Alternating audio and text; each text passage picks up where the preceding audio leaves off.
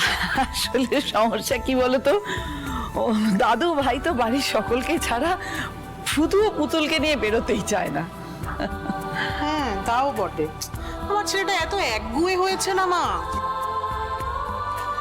আচ্ছা মা, সামনেই তো পুতুলের জন্মদিন, অন্য কোনো দিন না হোক, অন্তত এই দিনটাতে তো ওরা একসাথে কোথাও একটা গিয়ে কাটাতেই পারে, বলুন।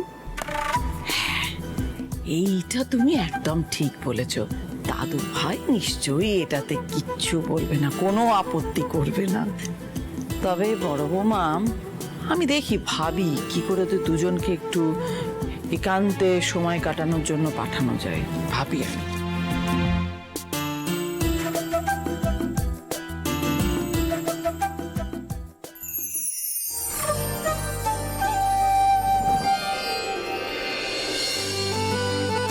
দাদু ভাই,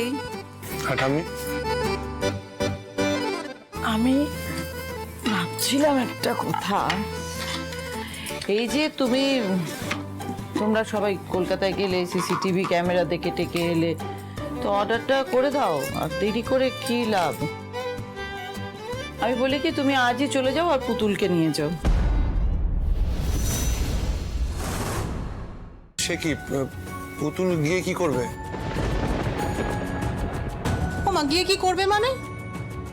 পুতুলকে নিয়ে গিয়ে তুই পুরো কলকাতা শহরটা ঘোরাবি, সিনেমা দেখতে নিয়ে যাবি, ভালো রেস্টুরেন্টে নিয়ে গিয়ে খাওয়াবি।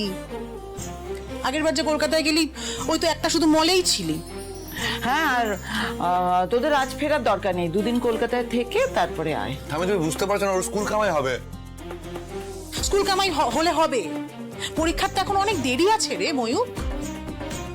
না মা, আমার আপত্তিটা মানে, আমার মাথার দিব্যি,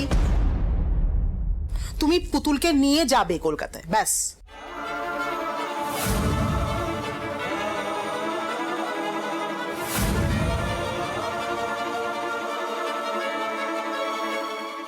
এসবের দরকার নেই মা, ময়ূকদা একাই কাজ মিটিয়ে আসো। তুই চুপ কর, দরকার আছে কি নেই সেটা আমি বুঝবো। আর দাদু ভাই, মা তোমাকে দিব্যি দিয়েছে, আমিও তোমাকে দিব্যি দিলাম।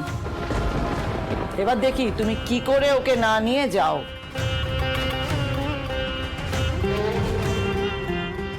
আর পুতুল, মনে রাখিস এটা আমার আদেশ, তাই তোকে এটা পালন করতে হবে। উফ, এই বাড়ির সকলের বোধহয় যাত্রা লগ্নে জন্ম হয়েছে। ঠিক আছে মাঠান, আমি যাব। এই রে, ময়ূক যদি একা ওই সিসিটিভির লোকটার সাথে দেখা করতে যায়, তাহলে তোমার আসল উদ্দেশ্যটাই ফাঁস হয়ে যেতে পারে। না না, ময়ূককে একা ছাড়া যাবে না। মাঠান, বলছি ময়ূক যদি একা ওই সিসিটিভির অর্ডারটা ফাইনালাইজ করতে যায়, তাহলে ওই ভদ্রলোক আবার একটু ওই দরাদরি করতে পারে, বুঝতেই পারছেন। এবার ওই ভদ্রলোক যেহেতু আমার চেনা, আমার মনে হচ্ছে ময়ূকের সাথে বরং আমি যাই।